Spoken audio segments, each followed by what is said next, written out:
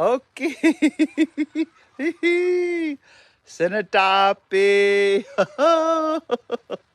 I want to greet you, Nistu, Nidaniko, Makoyo Sakoyi, Nistu Sixakeatapi, Blackfoot Confederacy, Nistu Amskapi Pikani, I Pik Pikani.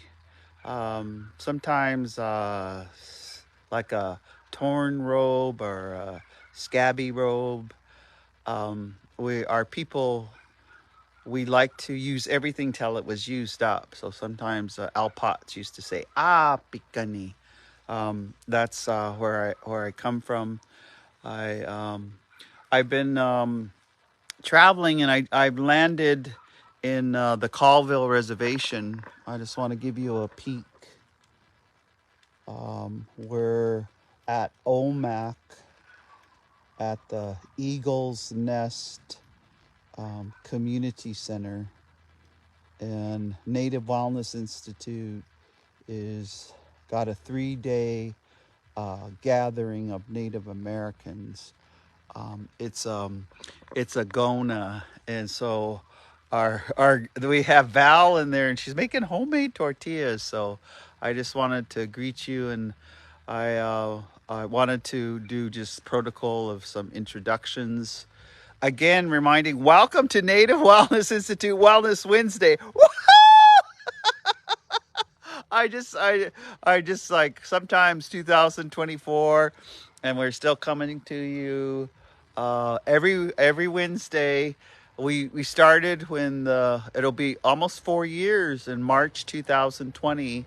Our team comes on here. I'm here with Wade McGee and his wife Debbie. They're helping, and Deb Orero and Rissy Orero, and some of our Canadian relatives are here, and people from the 12 bands of Colville. And so we're just about to eat lunch here, so I thought I would come on and for Wellness Wednesday. And I really, again, I really thank you for your prayers. I have these basal cell carcinomas, and they were biopsied, and the prayers. I have scheduled surgery, so asking for prayers April 2nd and April 10th. And I feel good about it because my mother has had these, and in our family they run, but it's good early detection. Dr. Esther Tailfeathers was saying, as soon as you get the confirmation, you should have them. They sometimes they freeze them, sometimes they cut them out and stitch them. But I'm really looking forward to that because I'll have these badass scars. No. I mean, it's like, it's cool. And so Native Wellness Institute, where our subject is around healing about what broke apart the Colville Reservation. And we're listening to presentations, and so I was really trying to listen. And the Colville Reservation is, I think, 1.4 or 1.3 million acres, and that's here. And they were divided into 4 districts: Keller, Inchelium, Omak, and Nespelem. And I just heard the group say that dividing into different districts really it hurt the cohesiveness and the healing on the Colville Reservation. I was just listening to the treaties 1872, when a lot of land was taken from them. But I wanted to start concentrating on, because we're going to have some of our guests from the Colville, from this Gona, come out and tell us in their own words. One of the things that I just heard all day yesterday, which was on belonging, and then all day today, is about the salmon. And where the salmon and the Columbia and the waterways are flowing has a lot to do with the communities and the connection, because it's the water and the salmon. And they were just naming, there was a great flood And after the flood, there was some of this 8 bands, um, and just how it's all coming together, and people are hopeful and they're positive because their people are reuniting, and not and reuniting.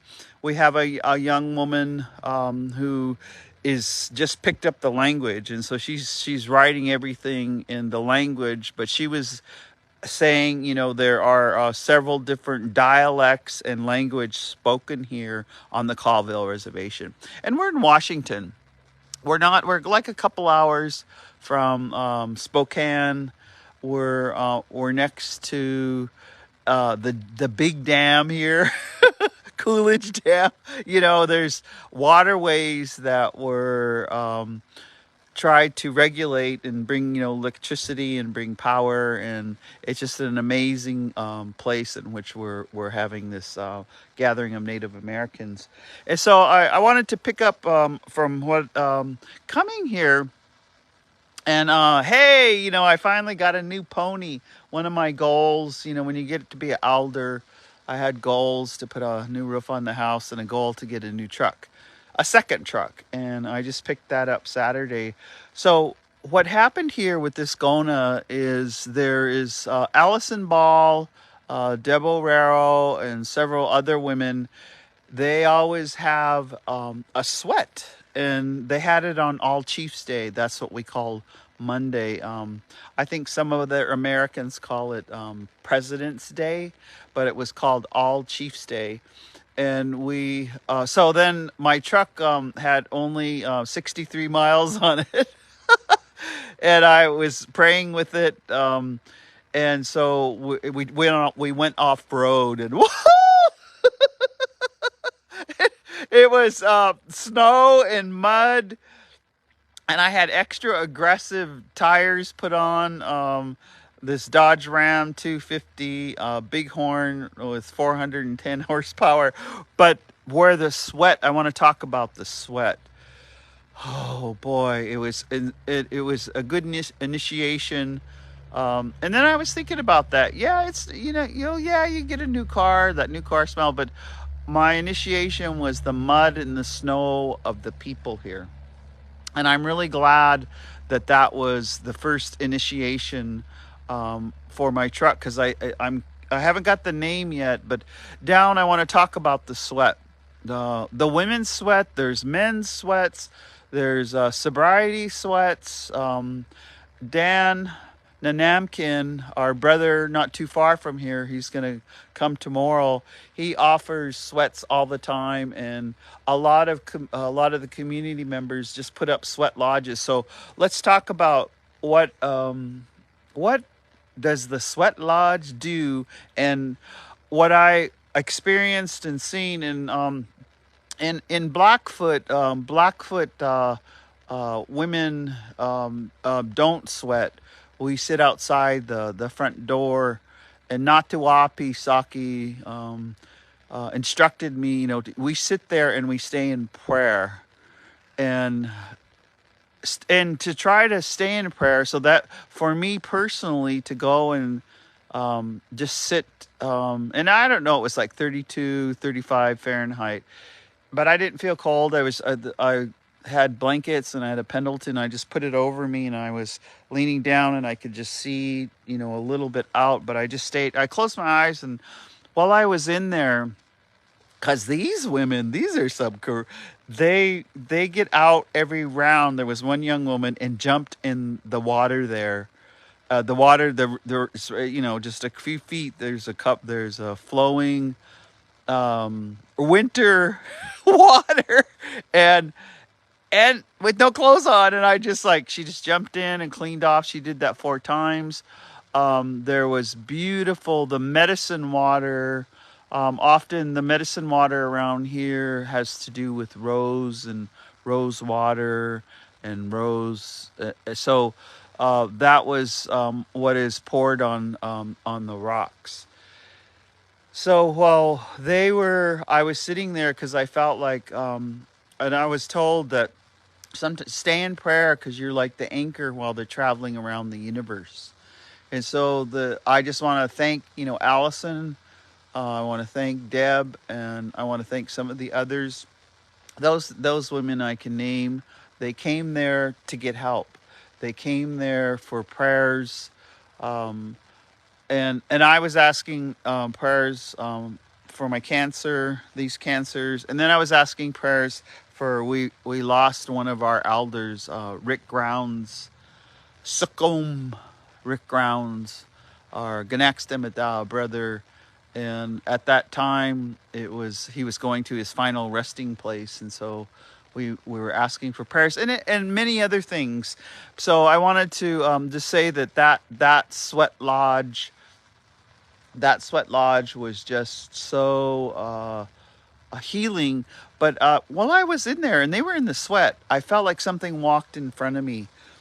And this is Emo'i Tapi. This is Bigfoot. There's lots of Bigfoots running around. There's one right over there right now. There's one right, and they even made Bigfoot huckleberry pie yesterday. And but when I felt I felt its presence run in front of me, and then I peeked at the bottom, so they were still in the sweat. And I shared that with Deb later on. I said, Deb, there was something, I said I didn't feel it wasn't wrong, or it wasn't it ran across. And she said, well, this is where when the children escaped from the boarding school, this is where they ran. And so I felt like, so then I started saying hello. Okay, hello, talking to the spirits. Welcome. You come to pray with us. Always introduce yourself in the best you can. Okay, nistu nidanikol. Hi. We're just going to stand closer to the router and be connected. That I could feel the spirits around there, but I wanted to talk about it. The sweat was so healing. The rose water, and then the flowing water, and it was snow, because there was snow on both sides of the river bank. And we would sometimes, where I come from, we would call it a crick. We would call it a crick, but it was a river, and that cleaning off with water. So I think our first guest is about ready to come out here and share with us. And so I was just talking about the sweat that I went to on Sunday and how beautiful the land was here. And so we have several guests, but I'm really our heartwarming. This is our relative who has some Scapi Picani blood running through her veins, as well as from here. So I'm going to have her introduce herself and tell us, hey, what's going on here? What kind of healing's happening? Why, Incha Isquis Guaco Kilson Calip.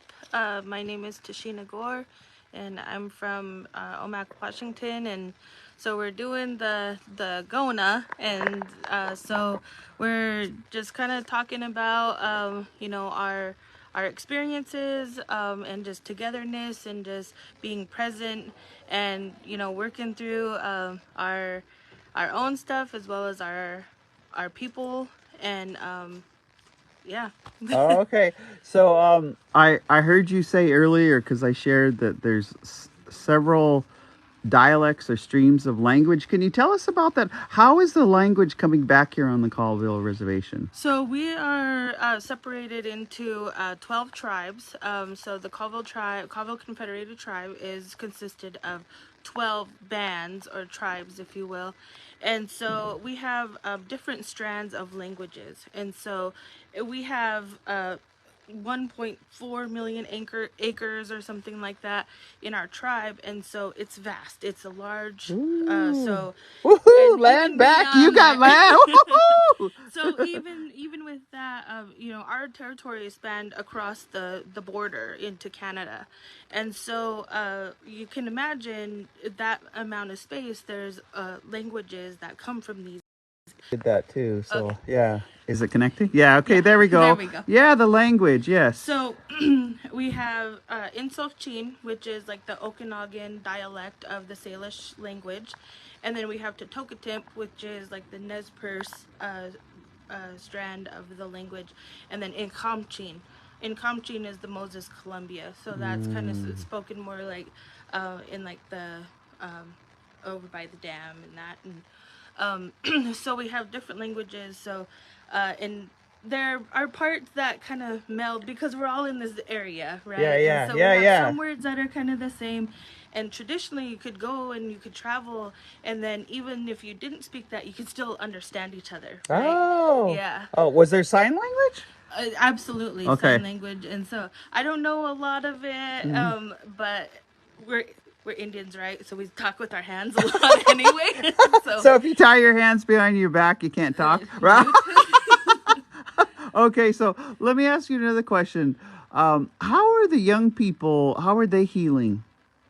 What's going on with and young under 40, under Under 30? 40, Mm. and I work with the youth. So I work with the youth development program, and so you know, a lot of it is we're getting into what ceremonies and kind of rites of passage.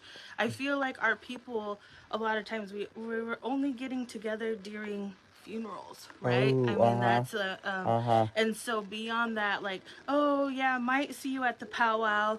Oh, what's a powwow? Oh, I don't want to see my ex-boyfriend there, or like that kind of thing. Yeah. And so where those types of rites of passage of coming of age, for like a young woman, or when they're babies, and like the baby holding ceremonies and stuff like that, and introducing to the families, those types of things that over time have kind of been lost, or are different in different families. And so Hmm. it's kind of like, hey, like, I want to be a part of that. And so these Mm. open invites, and kind of like bringing our young ones into the kitchen, and making them a part of the community rather than just outsiders. But how can we bring these young ones in? Oh, can you describe one of the rites of passage?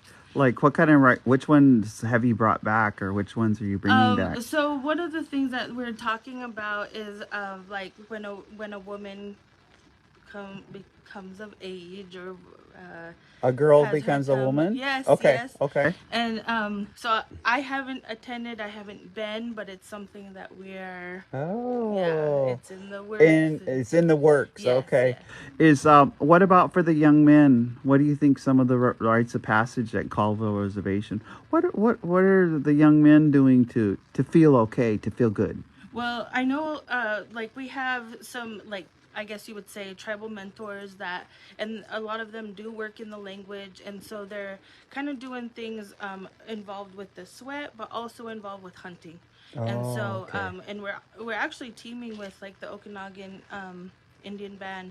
They're gonna come down. We're gonna do some archery type stuff like Ooh, that, and cool. so yeah, and just kind of that, like, I mean, not to bring out all the masculinity of it all, but to like, oh, hunter, but in that they're providers, and then to do it in a good way, in a community way, not just a Mhm. selfish way.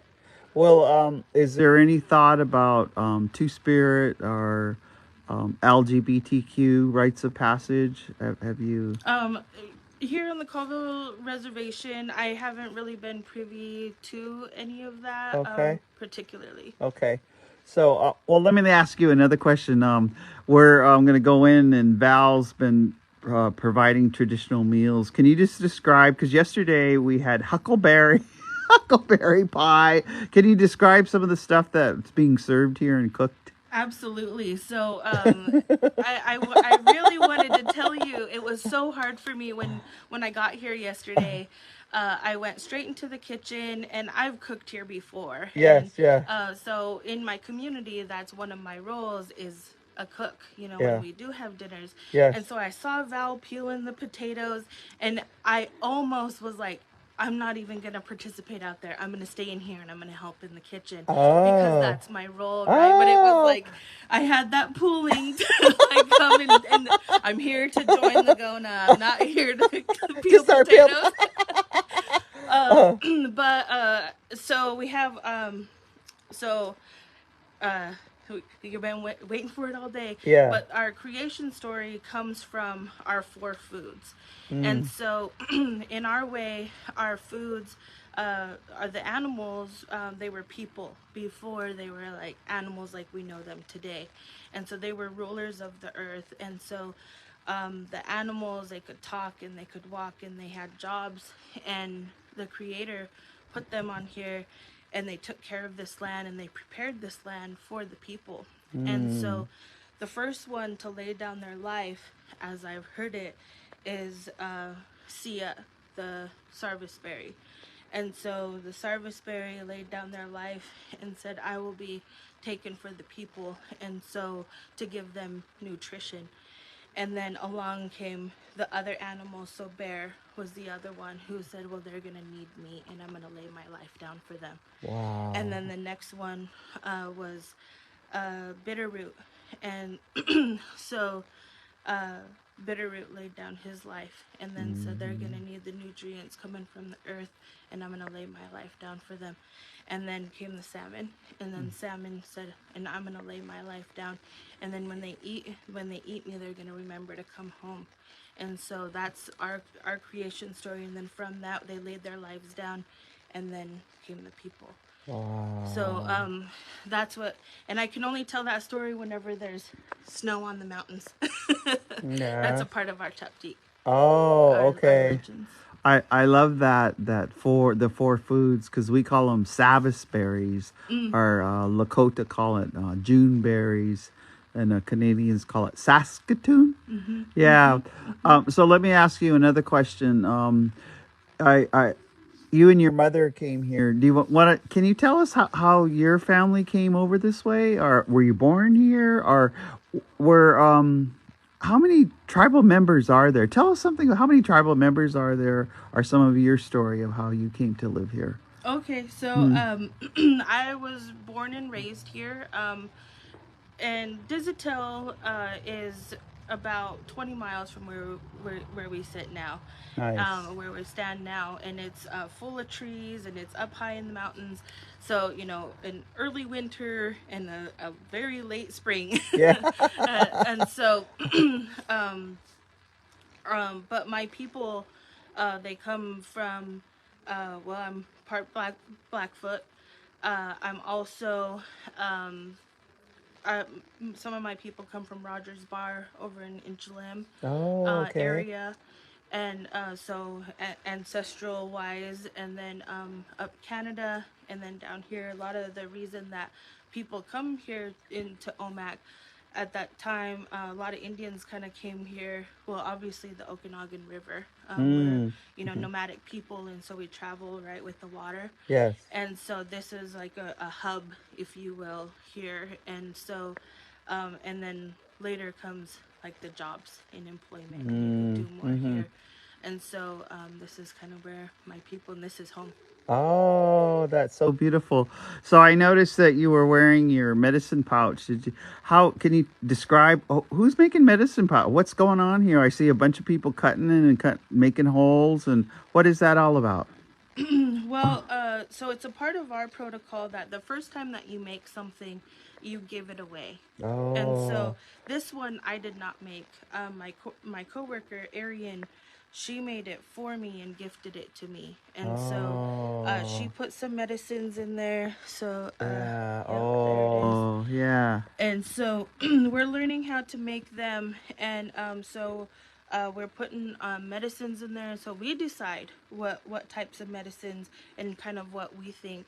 So because we know that it's a part of our protocol that we're going to gift it, so when we're making it, we're keeping a good mind and a good heart, and we're thinking about that person. Sometimes Mm. when we start it, we might not know who it's intended for, but as our hands are doing the work and we're keeping that good heart, and then sometimes it just like, this person might need some protection, they might need some good medicine, and we call it khas marimstin, good medicine. Mm. And um and so when and sometimes you can put it in your car or in your bag or wear it on your person, and it just kind of is like medicine to help you, to help protect you, but also to have the keep the healing all the time. And so with that in mind, so my coworker, her and I at the beginning, because she knew she wanted one, and I knew I wanted one. So I said, hey, we got to stick to protocol. So you make yours for me, and I'll make mine for you. We cheated a little bit. And so she's a beater, so she got done with hers really fast, and I'm still working on hers. And was there talk about Indian purses? Can you put it in your Indian purses? You don't have to, but what was so? We were really laughing That about was it. Val. Okay, You'll have okay, to ask we'll Val have to about ask that. Val. Okay, one last question, and I'll let you go and eat the. Is if you had like a magic wand for the Colville Reservation, and you could just make things happen, like give everyone a brand new 4-wheel drive, eh? Or give every if you had a magic If I were wand. Oprah, Yeah, if you were, you're like Indian Oprah. Okay, you're like Indian Oprah. What do you wish for the Colville Reservation? You could just like make it happen. Like you could say you could all vote for so and so. Eh? if I could promise that every child would be raised by their parents and Oh, have grandparents in their life. that makes me swallow hard. That they could all have their parents, and that they could all be raised by their grandparents. That's such a beautiful wish. Well, we're gonna make that happen. This Gona is live here. The Gona is happening. Now I'm gonna Thank you. give my new relative a hug and let her go in and eat, and we could send the next person out. Yeah. So you can see there's just many positive things happening here on the Colville Reservation. And this young person, she's just speaking the language, and she writes the language, and she's just so alert. Our next guest is a grandma that I just met, and yeah, thank you. We were just talking about rites of passage. We were talking about the different languages spoke here, but when I first met this person, we met 25 years ago at Oakland Gona in Oakland, California, with Janet King. And so I'm going to have our next guest come. Would you introduce yourself? And I'll just keep the camera on you. Okay. Hi, my name is Val Lewis. I am a member of the Colville Tribes, the Lakes, and Okanagan bands. Oh, and what's going on here? What's this Gona? What kind of healing? I always thought, was taught that it's healing through communities and dealing with trauma, and that's something that I didn't know about, that my parents had trauma growing up through their childhoods, and that's the way we were raised, I guess, out of their circles. So my parents were raised in two different lifestyles. My mom was taken out of her home and raised in a boarding school Oh, at the age of 6, where my dad got to remain with his parents, but all of his siblings went to a boarding school because he was the oldest son. Oh. And so he got to stay home. Oh. And he lived more modern, where my mom talked about they went to town in a horse and buggy. Wow. But her boarding school was just across the street from her house. Oh. And so she would wake up every day and see her house across the street. Oh. And she was 6 years. It just pick up where is it connecting? Yep. Okay. So your mom and dad having, that boarding school experience, how did it affect the family, and how are you getting out of that so where we're not boarding school behavior, eh? Well, yeah, well, that was a really huge thing. So my dad was totally adamant about his children not going to a boarding school, where my mom was just kind of like, just depends on what's going on there, how it is, because we are raised right by boarding school here. Yeah. Where some of my friends lived there during the week and they came home on the weekends, versus I went to public school, didn't really see my friends until the weekends because they still went to boarding schools. And so my dad made sure, like, you're never going to go to boarding school. I don't want you to live the way that all my sisters did, dealing with all the abuse, all the trauma that went on. And one thing that he did say that he learned later on in life was how to love. Oh. Like learning to love, learning the word of love and hugging and saying good night. That's one thing that, like, as a kid growing up until I was probably 10, he didn't say it.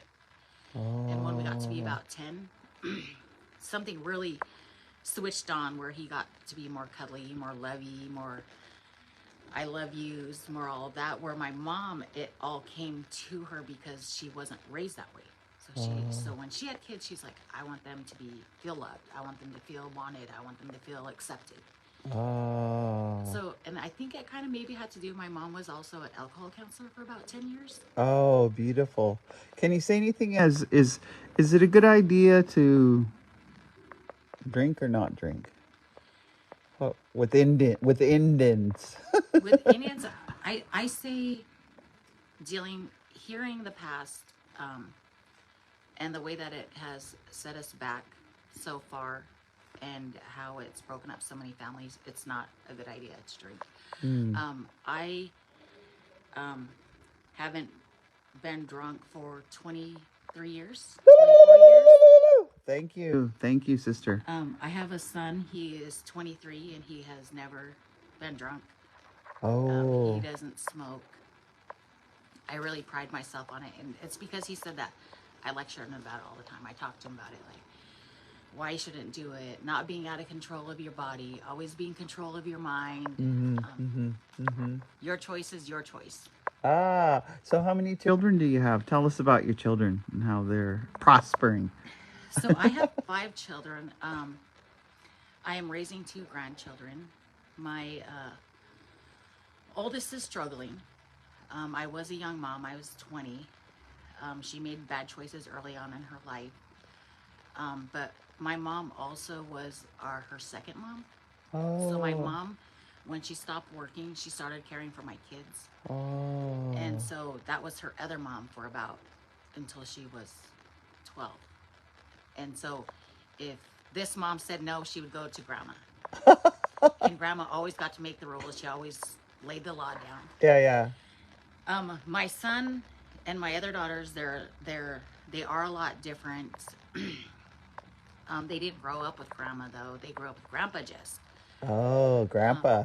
And grandpa did grow into the love and the cuddles and the hugs, and so I love that. And I think also because my mom passed away when they were little, that he knew he had to pick up in that area.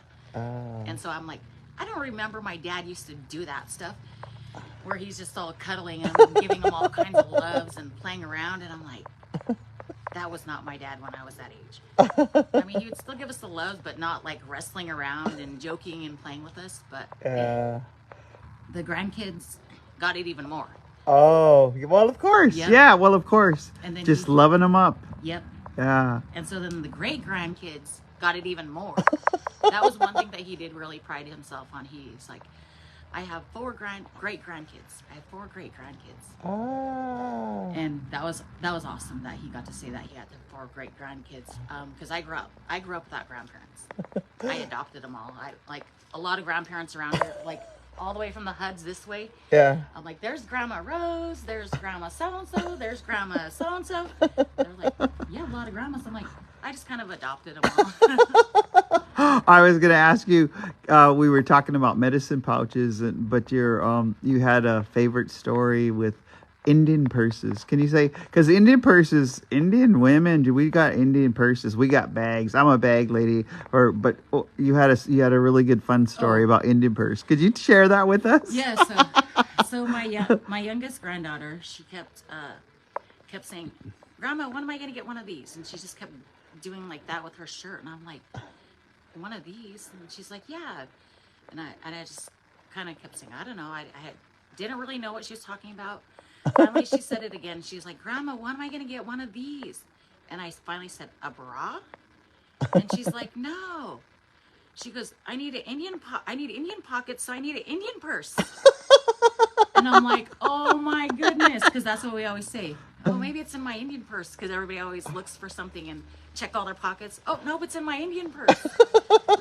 So last month, yeah, we went and got her a couple sports bras and underwear, and she was just as proud can be. And she's like, I got an Indian purse today. I got an Indian purse today. I'm like, oh my goodness. My granddaughter's got a sports bra. Now she's got her own Indian purse. So one last question, and I'll let you go. And I asked if you had like a magic wand for Colville Reservation, and this magic wand could be give any resource or change anything or change a mindset or just be magic. Like, what would you wish for Colville Reservation that you would just like to give to the whole reservation or to families?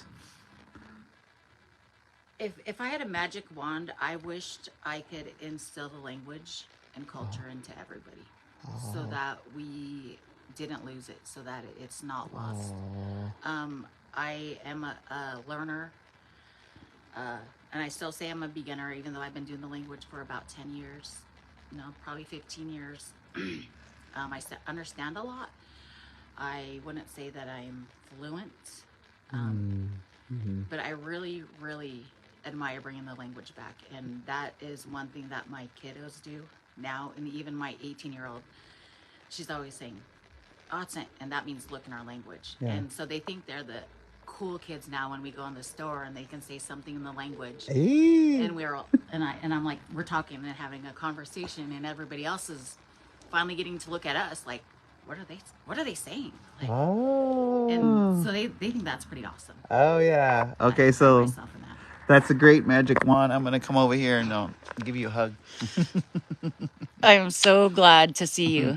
Yes, we got to heal together and hug together, and yes. And I'll be back in there a minute. Can you check if anyone else wants to come out and talk? Totally. Where we have we've been fluctuating from like 20, some people come up to 30, 35. So today, if they knew there was homemade tortillas, we have one of the workers here. Everyone calls her Val, but yesterday she made us homemade biscuits, homemade stew. A lot of vegetables, a lot of just everyone. There's another Kim over here. She just came and gave me the salmon that she fished. Got it. Speaking of, I just want Kim, thank you for giving me the salmon that you fished, you gutted, and you cleaned, and you canned, and it. You said it was sockeye, yeah.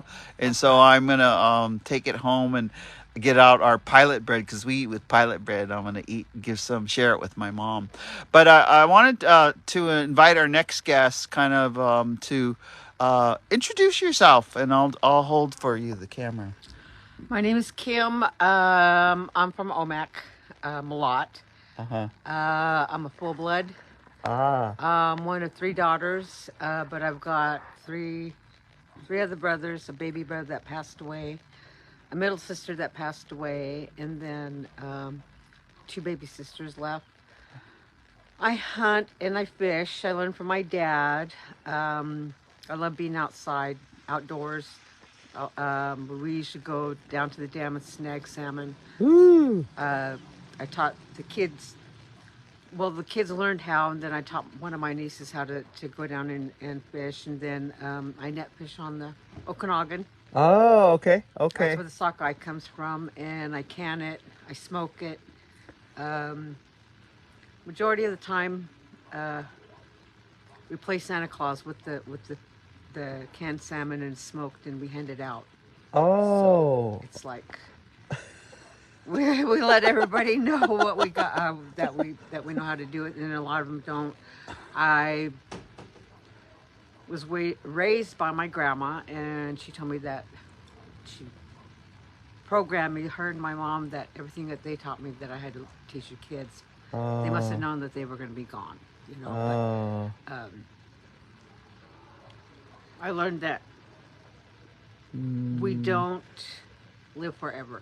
So what we know, we need to pass down, and that's what I'm doing now. So, but it's fun watching my nephew. He'll come in. I do a lot of barter. Oh, okay, yeah. Tell me Yeah. about that. What do you trade? What do you trade across? I so far I've gotten quilts, handmade quilts. I use the fish. I use the canned deer meat. Yeah.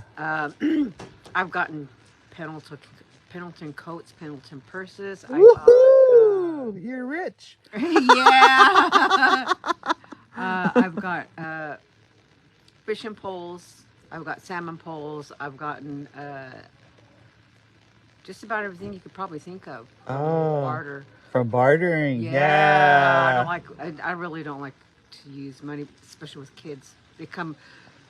They know that their auntie Kim has always got a full uh, tackle box, Okay. Okay. snagging Tell us about it. Okay, hooks. snagging hooks. Yeah. I got a tackle box that's probably about this big, Yeah. about like that, and I always keep it full so the kids can come and do a barter. They trade me fish for the snagging hooks, for the regular hooks, for the sinkers, for the line. So I go down to Wenatchee every year and I get the 35-pound, 50-pound. Even my brother-in-laws, they come down and they get the fish from me. Not the fish, but they trade me fish for the line because they know I always have it. I go and I, this is weird. I go across town in Omak, okay, Yes. as Yes. they say on the white man's side. I go over there, and one of these guys that works in a tire place has lead to put on the snagging hook so it'll sink. Yes. I went and did a barter with them, and I trade every year with them a couple cases of canned salmon for Ooh. with the lead to make the hook, so the kids can Oh. bring me salmon, Yeah. so I can can it and What a perfect cycle of everybody. yeah. I've been doing this for oh god.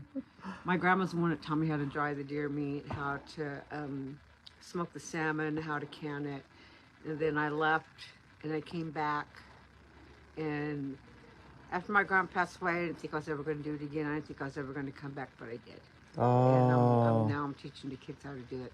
I have Ah. taught so many kids how to gut fish, cut up the deer meat, everything, and so every year they know that when we start to fish that they're going to be working. Ah. Okay, so let me ask you a question. If if you like I call her the badass auntie because if you could had a magic wand and you could give it to this area, the whole res to help the families, and you could just like wave it over and it would happen in the next 10 years, what would that be? What would you kind of like just wish for your people? That they'd go back, that the younger kids would go back to like knowing how to hunt, fish, get the berries, get the roots, get everything, because my grandma was 102 or 103 when she Oh, passed away. And wow. before she passed away, she said that everybody, not just here but everywhere, that we're all going to go back to how it used to be a long time ago, to where we're going to have to hunt for our own food, we're going to have to can, Mm. and I don't want the kids to starve. Oh, yes. So Yes. that's why I'm showing all the kids. The youngest one is 6, Oh, 6. Yeah, yeah, 6 yeah. years old, and she helps me with the Ah. fish. She goes down to the dam with her mom, and she'll sit there and grab the hooks, bring them down, grab the net, try to net the fish, but that water is still a little bit too swift for her. But she goes down with us all the time. Oh, okay. We go down to Leavenworth to the icicle and get the fish down there too, and she helps cook hot dogs. Well, that's where you start, right? You learn to cook hot dogs. Okay. But and then it's a family thing too. So we usually have one big area down Leavenworth and down at the dam where we all sit together. Down at the dam you can't camp, but we stay there until it gets to the point where the mosquitoes are so bad that we have to leave. But So I noticed you were wearing 2023 paddle to Muckleshoot. Can you just describe a little bit of that kind of in our last... I didn't go last year, but I went second home over to Muckleshoot. I got family over there, and my cousin is a part of that. Him and his family, and every year during when they have the canoe journeys, he usually gets me a sweat coat or a t-shirt. And I went over there for my cousin's memorial that we're starting to get planned, and he gave me this. And he knows that I like to wear big coats, so he goes, your your coat skirt now or later?" I said, "I'll take it now." But I was over there from the time I was 19 up until about 17, or no, about 20 years ago, and I moved back home. Oh, So I got okay. family, a lot of Indian family, as everybody would put it, Oh, okay. over there. So I go over there I try to go over there quite a bit, but this is home. This is home. Mm-hmm. And so, all of those watching, sometimes we go off to the city. Why do you think we come back home? Why? Why? I did it because I lost my parents within 8 months of each other, Yes. and my whole family scattered. Mm. Nobody would talk to each other. Nobody even had any contact. And I said, "This has got to stop because we weren't raised this way." Mm. My grandma and my mom were the bosses, so to say, and they they programmed it in my mind that I'm the one that's, with me being the oldest, I have to be the one to keep everybody in line. I have to keep everybody together. So I found out everybody was all scattered, and I got everybody back together again. So So you came home to get everyone back together yeah, I again. lived over on the coast for 26 years, Ah. and just all of a sudden I decided I was gonna move home, and I told my other half then. I said, "I'm moving home with or without you." And there, I'm not mad at you or anything, but I need to move home. And he Yes. goes, "Well, you are home." I said, "Nope. This is where I live. Home is back in Omak." Oh. So I took off. I sold everything and packed up my stuff, and I left. And I came back home. Oh. Um, can you tell us what's that exercise about Mrs. Mumble? Mrs. Oh my God. What is Gona? What was the best part for you so far these past 2 days? I think the best part for me was seeing everybody actually get more comfortable with each other. Oh, okay. Um, I don't know if you noticed, but I like to talk a lot, and I like to. I'm always clown. It's always like that. My uncles and my aunties, or some of my aunties, were like that, and I've always been outgoing, and I cannot handle it when somebody's quiet. Oh. Oh my God! If they don't talk, it's like, oh my God. But I try to get people to open up. Like one of my friends, Lisa said, she said that I could con an Eskimo into buying ice in the middle of winter up in Alaska. Right on, sister. Yeah. She said I could do it. Anybody could do it. It could be you. So Well, as you can see, our sister has some beautiful skills. So I want to thank you. I'll come back in a minute and get something to eat. I got to get in there and get some of those tortillas. But welcome to Wellness Wednesday, Native Wellness Institute. We're here at the 1.4 million acres of the Colville Reservation with 12 tribes. And it's just, and I just want to say to you, I just came back from Alaska, and Mike and I and Love and Will and Amber and Tiffany had us all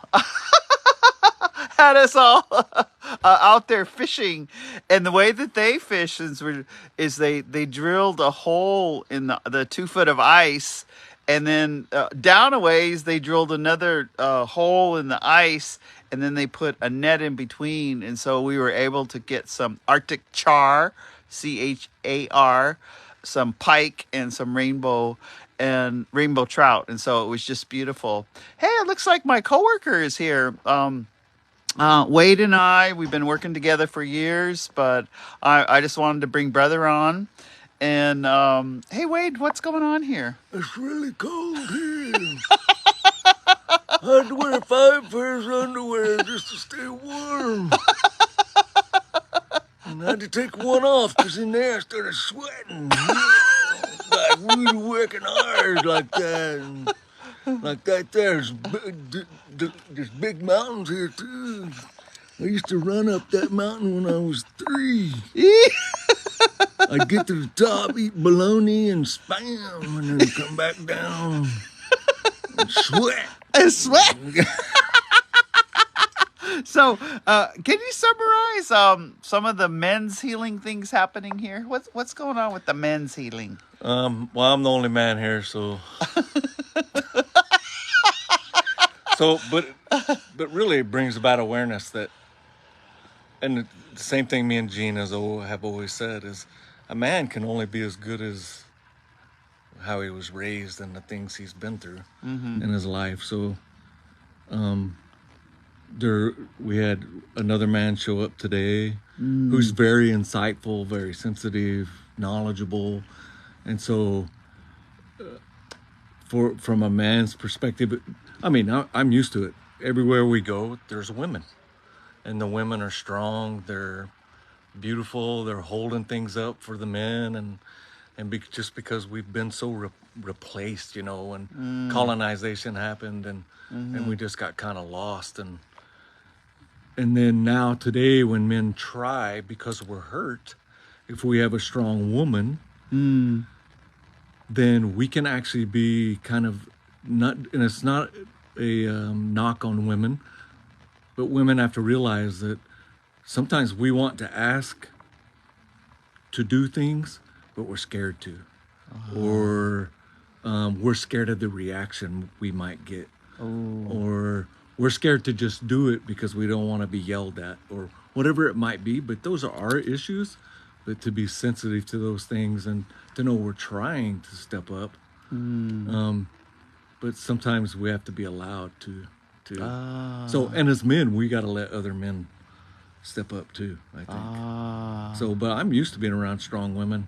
So I just keep going and do what I do. And well, and that's brother and I are here with Native Wellness Institute, and we go out because we try to have respect for the men's point of view, the badass auntie's point of view, the grandma's, but we're bringing George's. and so we're gonna say "kitakito matsuno." It's means see you later. How do you say it in your language or the language? See you later, not like goodbye, but how would you say see you later? We say, God, how do we say it? Get the hell out of here. Yeah. We go like this. See you later. Okay, like see you later. How do we say it? No, I know. Now Okay, you got my brain working. well, no. Well, Awi? Is it Awi? Aw- Maybe Awi, I think. Awi. Okay, Awi. That's a beautiful thing. So, Native Wellness Institute, Wade and I are here. His beautiful wife, Debbie. She's a badass. I just love Debbie. We're oldest children, so her and I think alike. Lavina Louie, we love you. Jeline, we love you. We love you out there. And all of those who want positive, productive, and proactive stuff happening. So we just love the heck out of you. We're trying not to cuss anymore so we don't say those other words. I don't cuss because the Catholic priest used to beat me up. But they probably whipped you. Hit me on the knuckles. And other places too. They Jeez. No wonder my knees are bad. So anyway, we come to you every Wellness Wednesday. We're on the Colville Reservation, and they're treating us dynamite. They are treating us dynamite. So thank you, Yvette Joseph, if you're out there. Thank you, Tribal Council, Andy Joseph, Mike Joseph, all of the brothers and sisters here. We'll see you next Wednesday. And Gene Tagabon, wherever you're at. Oh yeah, what about Gene? Go get me a cookie. Gene likes peanut butter cookies. Yes, Homemade peanut yeah, and he likes some nuts in it too. Some And a cup of coffee. and a cup of coffee. So we'll see you next Wellness Wednesday. Love you, Kitsikako Mem.